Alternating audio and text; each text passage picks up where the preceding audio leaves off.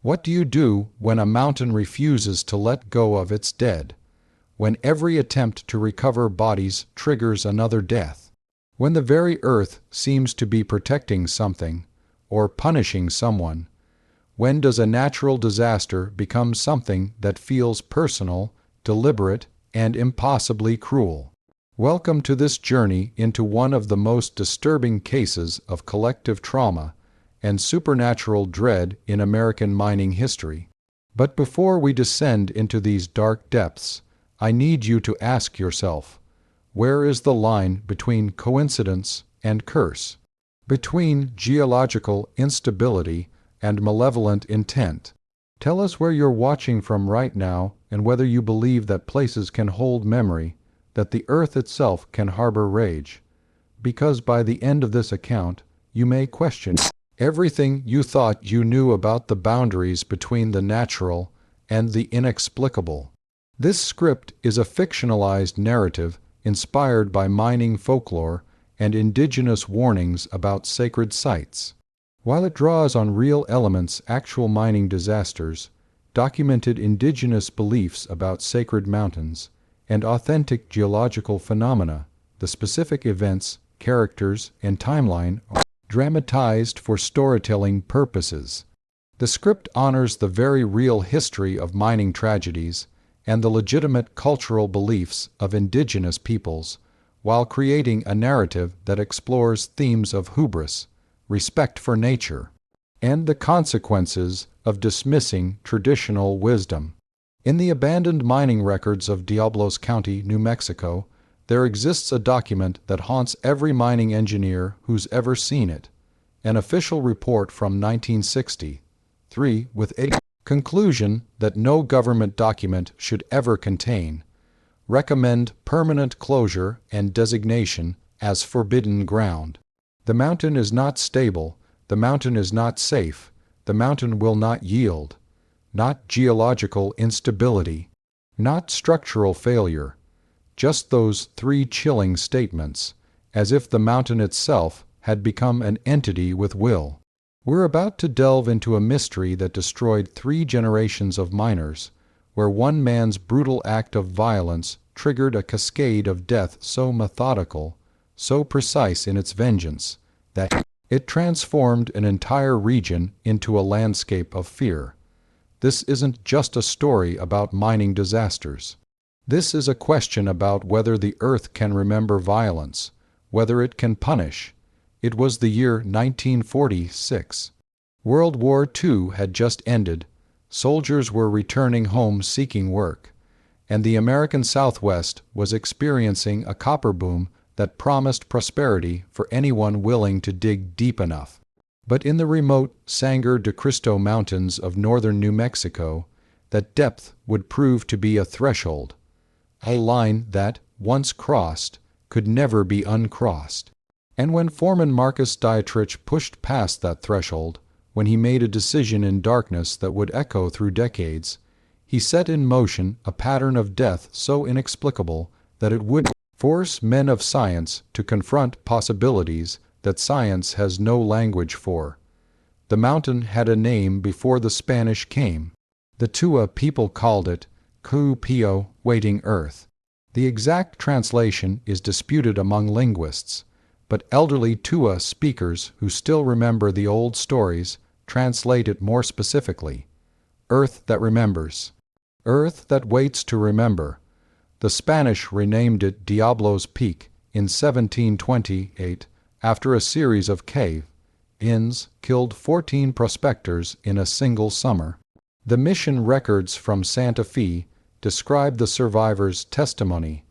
Men who claimed the mountain breathed, that they felt vibrations that had no source, that rocks fell with timing too perfect to be coincidence. The Spanish abandoned the site. For 200 years, Diablos Peak was left alone. But copper changes everything. In 1943, the Southwestern Extraction Company, backed by wartime demand and government contracts, commissioned a geological survey. The report was unambiguous: high-grade copper ore, millions of dollars in extractable minerals, minimal groundwater complications. The report made no mention of the mountain's history. The report made no mention of the warnings carved into rock faces by Spanish miners' warnings that local Tewa elders could still read. No profundizar. El Pico recuerda. Don't dig deep, the peak remembers. Construction began in January 1944. By March, the first shaft had reached 300 feet. By June, 700 feet. By the time the war ended in August 1945, the Diablos Peak mine was producing 200 tons of ore per week, employing 87 men, and generating enough profit that company was planning to double capacity. Everything about the operation was textbook. Everything was according to protocol. Everything was safe, until Marcus Dietrich hired Thomas Yazzie in February 1946. Thomas Yazzie was 23 years old, Navajo on his father's side, Tewa on his mother's, raised between two cultures and comfortable in neither. He'd served in the Pacific Theater as a code talker, survived Iwo Jima, and returned to New Mexico with a silver star and nightmares that made sleep a negotiation with terror. He was quiet, precise, and according to every man who worked with him, the best tunnel carpenter the mine had ever seen. He was also the grandson of Maria Calabaza, the last living Tewa elder who remembered the full version of the Ku-Pio stories. Stories about what lived in the deep places. Stories about the price of disturbing what should remain undisturbed. Yazzie told no one about his grandmother's warnings. Years later, his widow would tell investigators that he needed the job desperately. He was about to become a father. They'd just signed a lease on a small house in Taos, and the mine paid $65 a week. Good money, stable money, money worth the risk.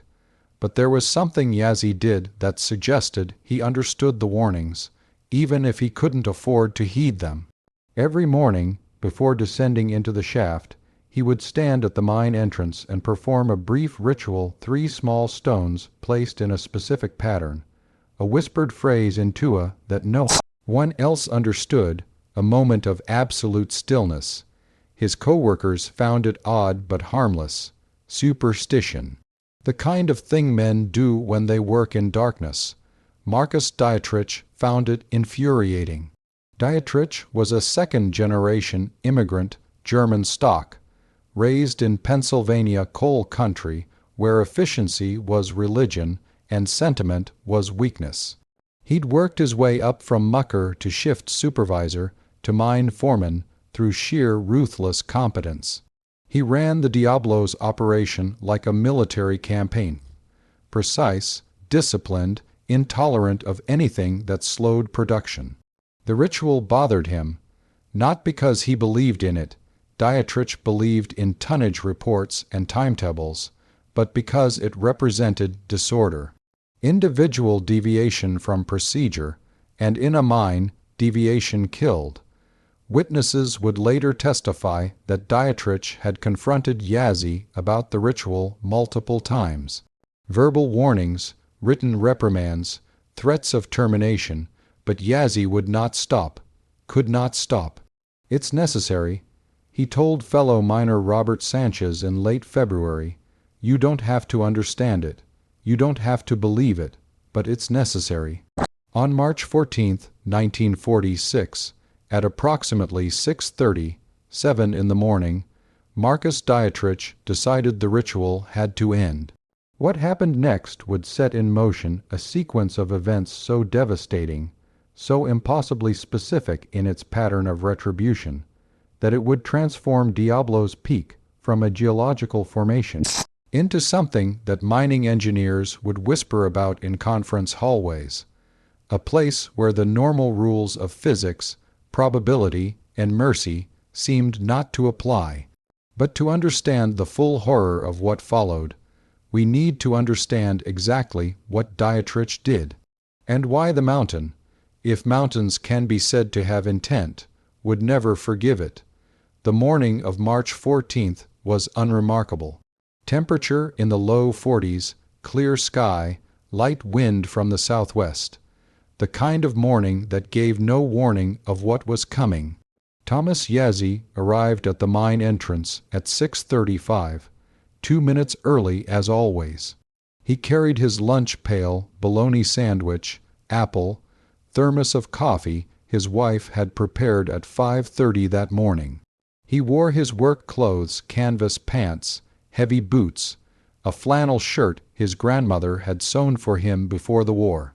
In his pocket was a photograph of his wife, 8 months pregnant, smiling despite the summer heat the photo had been taken in. He set down his lunch pail. He knelt at the mine entrance. He began arranging the 3 stones enough. Marcus Dietrich's voice was quiet. That's what multiple witnesses would emphasize later, how quiet it was. No anger, no heat, just cold, administrative finality. "I've warned you," Dietrich said. "I've given you every chance. This stops today." Yazzie looked up. "It's not hurting anything. It takes 30 seconds. It's insubordination," Dietrich replied, "and I'm done tolerating it." What happened in the next 90 seconds would be reconstructed from 5 eyewitness accounts, all consistent in their essential details, all haunted by what they'd seen but failed to prevent. Yazzie stood. "Mr. Dietrich, please. My grandmother. I don't care about your grandmother's superstitions." Dietrich stepped forward, his boot coming down deliberately on the 3 stones Yazzie had arranged. The pattern shattered. "You want to keep this job. You work like everyone else. No special treatment, no rituals, just work." Yazzie's face went very still. Later, witnesses would describe the expression as something between grief and terror. The look of a man watching something irreversible unfold. "You don't understand what you've done," Yazzie said, his voice barely a whisper. "I understand perfectly," Dietrich said. "Now get to work or get out." Yazzie looked at the scattered stones. He looked at Dietrich. Then he did something that every witness remembered because it seemed so out of character for the quiet, careful young man they'd known. He smiled, not a happy smile, not even a bitter smile, something else. Something that made Robert Sanchez, standing 10 feet away, feel suddenly cold despite the warming morning. "The mountain remembers," Yazzie said. "That's what Ku-Pio means, not waiting Earth, remembering Earth. And now it's going to remember you, Mr. Dietrich. It's going to remember everything you've done here, every depth you've forced it to, every wound you've carved into its flesh, and it's going to show you what it does to men who forget that some places should be left alone." The words should have sounded ridiculous, the ravings of a superstitious man clinging to folklore, but something in Yazzie's voice, something flat and certain and terribly sad, made them sound instead like prophecy. Dietrich, his response was swift and brutal. He grabbed Yazzie by the collar, pulled him close, and said 3 words that would be seared into the memory of everyone present. "Get down there." Then he shoved Yazzie toward the mine entrance so hard that the younger man stumbled, catching himself against the rock wall. For a moment Yazzie stood there, breathing hard, his hand pressed against the stone as if feeling for something. Then, without looking back, he picked up his lunch pail and descended into the shaft. That was 6:40, 2 in the morning. At 7:16, the mountain screamed. That's how survivors described it. Not a rumble, not the groan of shifting rock. A scream high, pitched, sustained, a sound that seemed to come from everywhere and nowhere, a sound that made your teeth ache and your stomach clench and your primitive hindbrain shout that you needed to run, now, immediately, without thought. The sound lasted 4 seconds, then came the collapse. Shaft 3, the deepest tunnel, reaching down 940 feet into the heart of the mountain, simply ceased to exist. One moment it was there, a carefully engineered passage supported by timber and steel. lit by electric lamps, occupied by 17 men. The next moment it was gone, crushed, compressed, as if the mountain had decided to close a wound. The dust cloud that erupted from the mine entrance was so dense, so absolute, that it turned day into twilight. Men who'd been standing outside the shaft entrance were thrown to the ground by the concussive force of displaced air. The sound was described variously as thunder, as explosion, as the earth breaking. And then silence. The terrible, complete silence that follows catastrophe. Marcus Dietrich was the first to move. Credit him with this. Whatever his faults, he did not hesitate. He grabbed a rope, tied it around his waist, and started toward the shaft entrance before the dust had settled. "There are men down there," he said, his voice raw. "We're getting them out." 3 other men followed him. Robert Sanchez, James McKinley, and a young mucker named Peter Valdez, who would survive what came next, but would never speak again about what he'd seen. They descended into darkness. The first thing they noticed was the air. Wrong. That was the word Sanchez would use in his deposition 6 months later. The air was wrong, not just dust, not just the smell of crushed rock, something else, something that made your skin crawl, something that felt aware. They reached the collapse point at 90 feet. A wall of rubble, floor to ceiling, sealing the shaft completely. But here's what made no geological sense. The rubble was compressed, not jumbled, not chaotic, compressed. As if subjected to tremendous, focused pressure, as if squeezed in a fist.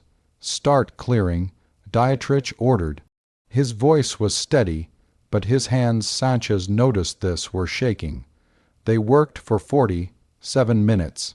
Pick, shovel, bare hands when necessary, clearing rock, timber, twisted steel, creating a gap, a passage, a hope of rescue. And then Dietrich's shovel struck something that wasn't rock. He pulled back the rubble carefully, his breathing harsh in the confined space. It was a hand, Thomas Yazzi's hand, still gripping a timber support, crushed but recognizable by the silver ring his wife had given him.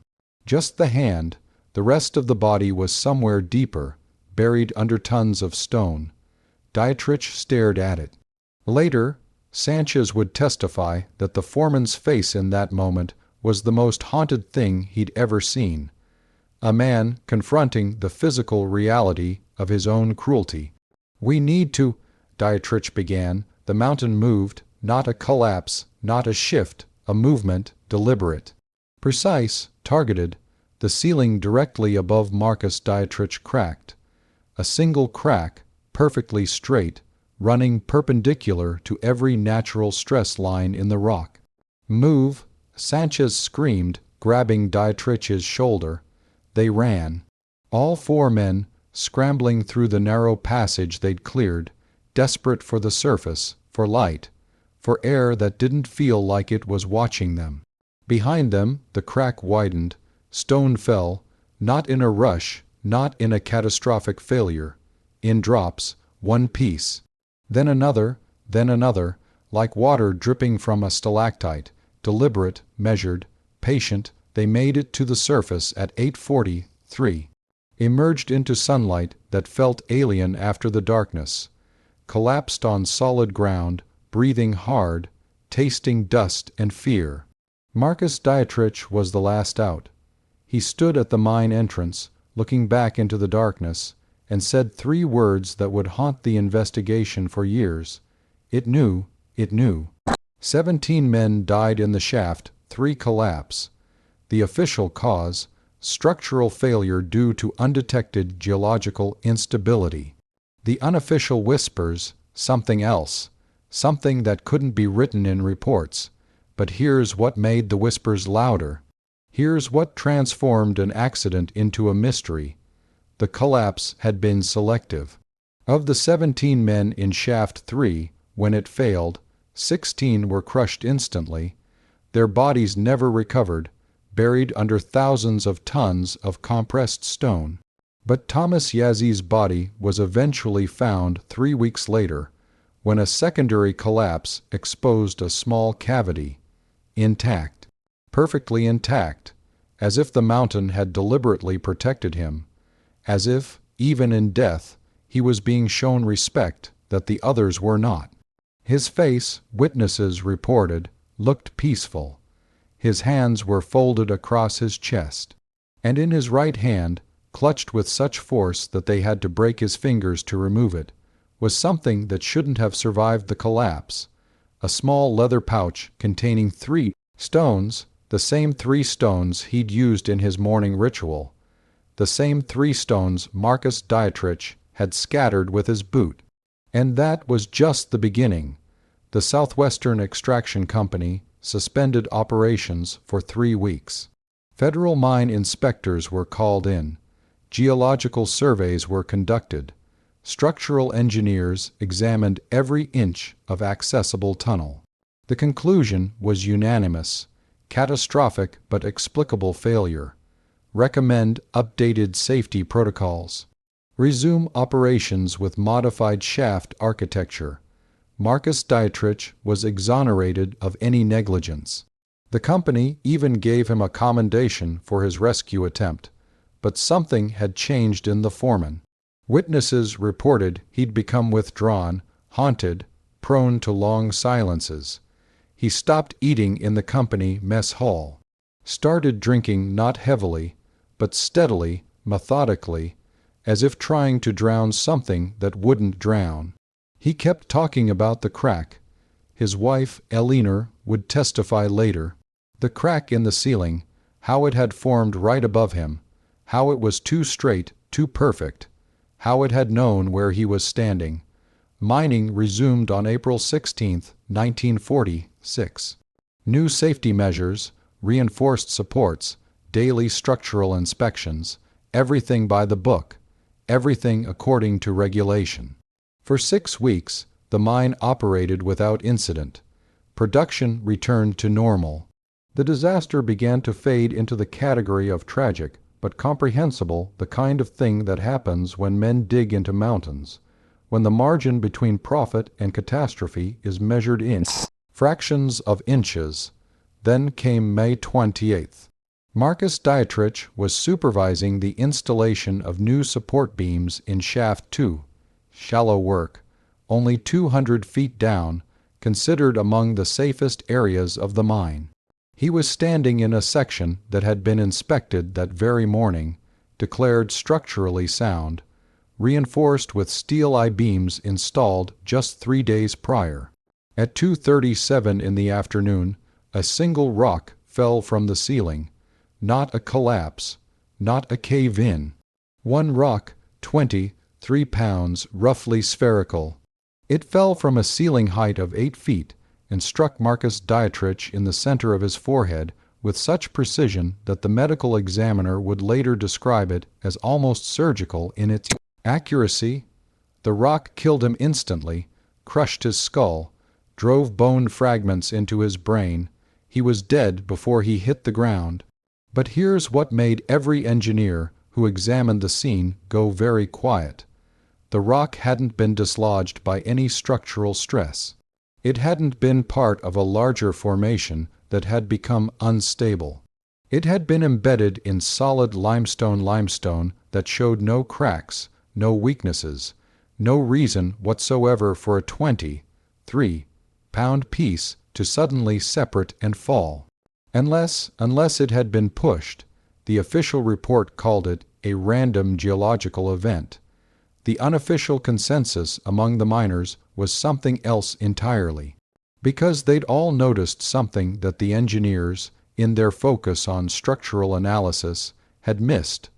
The rock had fallen at exactly 6:42 in the afternoon, exactly 74 days after Thomas Yazzie had descended into the mine for the last time, at exactly the same time down to the minute that Marcus Dietrich had shoved him toward the shaft entrance.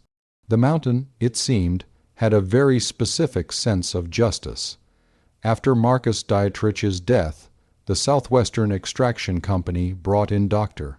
Harold Vance, a geology professor from MIT, to conduct a comprehensive stability analysis. Dr.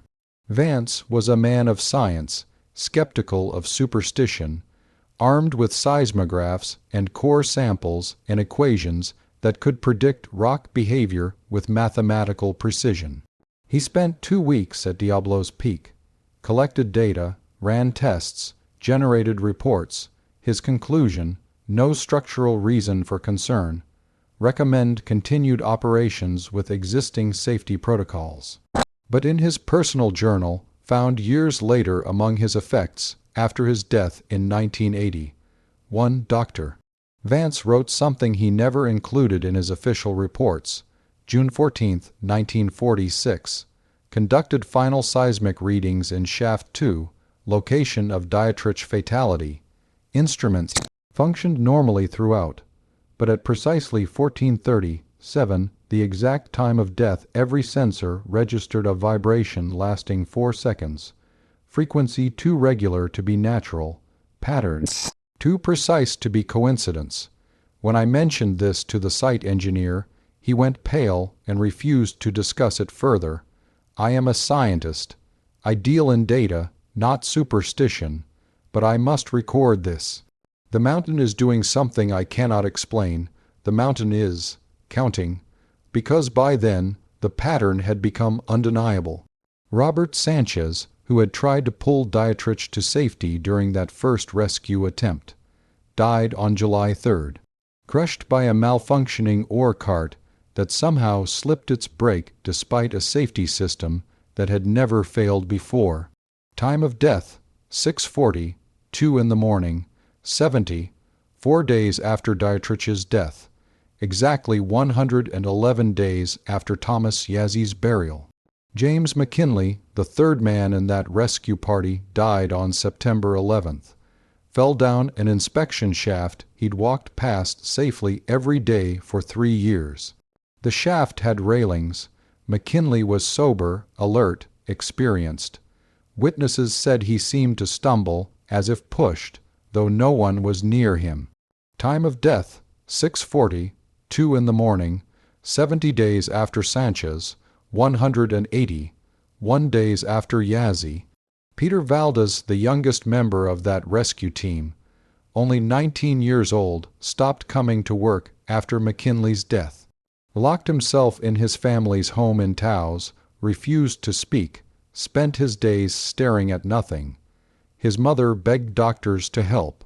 They diagnosed him with combat fatigue, though Valdez had never been to war.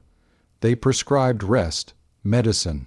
Time: on November 19, 1946, at 6:40, 2 in the morning, Peter Valdez walked out of his house, walked 12 miles to Diablos Peak, walked to the exact spot where Thomas Yazzie had performed his morning ritual, and put a pistol to his head. The note he left contained 3 words: "The mountain remembers." By then, the Southwestern Extraction Company had a problem that went far beyond geology. They had a workforce in open rebellion. Men refusing to enter the mine, families relocating, entire crews quitting without notice. But the company had invested millions, had government contracts, had shareholders demanding returns. So they did what corporations do when profit conflicts with prudence. They increased wages, offered hazard bonuses, and brought in workers from outside the region. Men who didn't know the mountains, history who hadn't heard the whispers, who needed the money badly enough to ignore the warnings. For 6 months, this strategy worked. Production continued, profits flowed, the deaths were filed as accidents tragic, but within acceptable statistical ranges for deep mining operations. Then came the discovery in Shaft 5. In May 1947, a drilling crew pushing toward a new copper seam broke through into a cavity. Natural caves were common in the region, so initially this caused no alarm. The crew expanded the opening, prepared to assess the space for possible ore deposits. What they found wasn't a natural cave. It was a chamber, roughly circular, approximately 30 feet in diameter, with walls that showed clear evidence of tool marks, ancient tool marks made with implements that predated European contact by centuries. The floor was covered in a fine dust that analysis would later identify as compressed volcanic ash mixed with something organic, possibly bone. And in the center of the chamber, carved into the floor in concentric circles of precise, deliberate symbols, was a warning. The Southwestern Extraction Company brought in an anthropologist from the University of New Mexico, Dr. Sarah Chen, to translate. Dr. Chen was an expert in ancestral Puebloan languages and iconography. She spent 3 days in the chamber, photographing, measuring, analyzing. Her translation was fragmentary.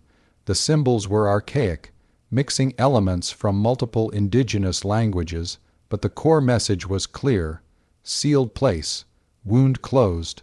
Those who died here remain. Those who disturb will join them. The earth keeps its dead. The earth remembers its wounds. Dig no deeper. Dr. Chen recommended immediate cessation of all mining activity and designation of the site as an archaeological preserve. The company thanked her for her work, paid her fee, and sealed the chamber behind 3 feet of concrete. Mining continued for 3 weeks.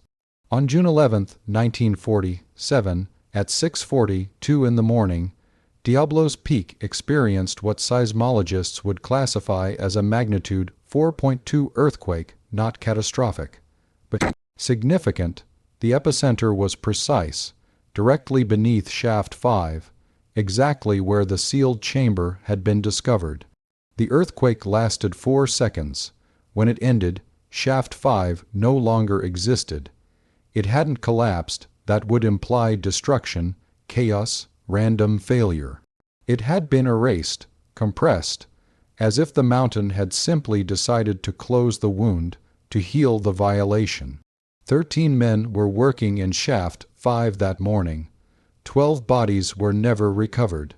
1 body was found 3 days later, pushed to the surface through a fissure that hadn't existed before the quake. The body belonged to Michael Harrison, the drilling supervisor who had ordered the concrete seal over the chamber. His body was crushed, folded, compressed into a shape that human bodies are not meant to occupy. But his face witnesses would never forget this detail.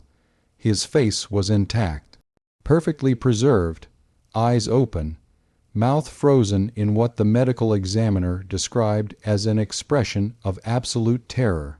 And in his right hand, pressed into his palm with such force that the medical examiner had to use pliers to extract them, were 3 small stones. The same 3 stones Thomas Yazzie had used in his morning ritual. The same 3 stones that had been buried with Yazzie. Stones that had been entombed under tons of rock for over a year. That was the end of mining operations at Diablos Peak. Not officially. The company maintained the lease for another 16 years, kept paying property taxes, insisted publicly that operations would resume once geological stability could be assured. But no one ever went back down into the mountain. No one dared. In the 79 years since the Diablos Peak mine closed, 43 people have died on the mountain. Not miners, not workers, just people. Hikers who ignored the warning signs, thrill seekers attracted by the legends, researchers trying to document the ruins. The pattern continues. In 1973, a geology student from Colorado attempted to collect core samples from the sealed mine entrance. He was found 3 days later, his body crushed beneath a rockslide that seismologists insisted couldn't have occurred. The slope was stable. The weather had been calm. There was no trigger mechanism. In 1989, a film crew making a documentary about abandoned mines ignored multiple warnings and entered the upper tunnels. The footage they captured before their deaths, footage recovered from a camera found wedged in a crevice, shows something that film experts have never been able to explain: the walls moving. Not shaking from an earthquake, moving, rippling, like muscle beneath skin. In 2003, a paranormal investigation team spent the night at the mine entrance. All 4 members died. The official cause: carbon monoxide poisoning from a faulty generator. The unofficial detail that never made it into reports: each body was found holding 3 small stones. The most recent death occurred in 2019. A historian from New York, researching a book about mining disasters, camped near the sealed entrance. He was found the next morning, alive but catatonic, unable or unwilling to speak. He died 6 weeks later without ever regaining coherent speech. But nurses reported that in his final days, he would whisper 3 words over and over: "The mountain remembers." The Tewa people, who warned against disturbing Ku'upio for generations, maintain a vigil of sorts. Every year on March 14th, the anniversary of Thomas Yazzi's death, members of the Oke-Owenje Pueblo travel to Diablos Peak and perform a ritual. They don't publicize it, they don't explain it to outsiders, but those who have witnessed it describe a ceremony of protection, of placation, of remembrance. We're not protecting people from the mountain. One elder explained in 2012, speaking on condition of anonymity. We're protecting the mountain from people. Thomas Yazzi understood this. He tried to honor the boundary, and when that boundary was violated, when he was forced to break his protection, mountain did what it had to do, what it will always do. It remembered, and it will keep remembering, for as long as people keep forgetting that some places demand respect. In 1963, the U.S. Geological Survey conducted one final, comprehensive study of Diablos Peak. The report, most of which remains classified, concluded with a recommendation that has never been rescinded: permanent closure and designation as forbidden ground. The mountain is not stable. Mountain is not safe. The mountain will not yield. But there's a page in that report, page 47, obtained through Freedom of Information Act requests in 2008. That contains 3 additional paragraphs. Paragraphs written by the lead geologist, a man named Dr. Richard Stamos, who would retire immediately after submitting his findings and never speak publicly about Diablos Peak again. Those paragraphs read, "In my 43 years as a geologist, I have examined rock formations on 5 continents. I have witnessed volcanic eruptions, earthquakes, and geological events that challenge human comprehension. I have never encountered anything like Diablos Peak. The official recommendation is based on structural instability. That is true as far as it goes, but it does not go far enough. This mountain exhibits behavior that cannot be explained by conventional geological models. It responds, it reacts, it remembers, and until we can explain how a geological formation can demonstrate what appears to be selective, targeted, and retributive behavior, I recommend that Diablos Peak be treated not as unstable ground, but as something else entirely, something we don't yet have the scientific framework to understand. The framework may never come, because some questions resist scientific inquiry. Some phenomena exist in the space between the measurable and the inexplicable. Some places perhaps do remember. The story of Diablos Peak remains one of the most disturbing cases of systematic death in American mining history, not because of what happened, but because of what it reveals about the limits of our understanding. 43 people participated in violating the mountain: management, workers, engineers, investors. 31 have died under circumstances that defy conventional explanation, and in every case, the deaths occurred at 6:42, the exact time Thomas Yazzi entered the mine for the last time. But questions remain, questions that resist easy answers. Why do victims consistently clutch 3 stones identical to those in Yazi's ritual?